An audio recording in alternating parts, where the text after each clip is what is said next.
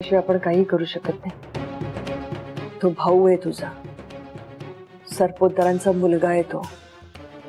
पुराव्याशिवाय आपण त्याच्यावर कुठलेही आरोप लावू शकत नाही आणि असं केलं तर ते आपल्यावरच उलटतील। बरोबर बोलतीये तू, पण माझं गट फिलिंग मला सांगतंय त्याला काहीतरी माहिती आणि माझा गट फिलिंगवर विश्वास आहे। आई, काही झालं तरी तो पुरावा शोधावाच लागणार आहे।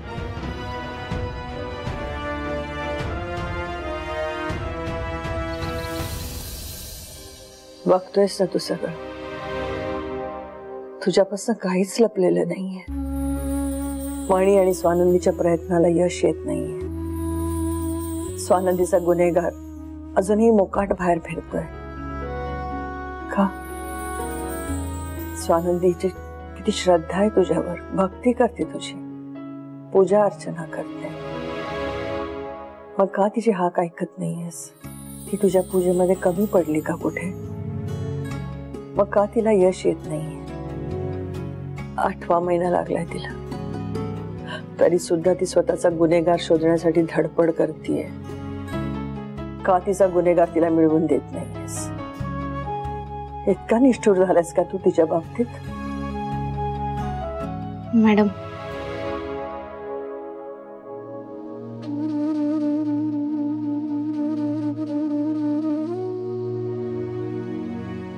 मॅडम ओ, माझ्या अपयशाचा दोष देवाला देऊ नका।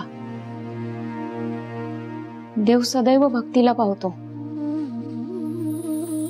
माझ्याच भक्तीत काहीतरी कमतरता राहिली असणार, म्हणून देव मला पावत नाहीये।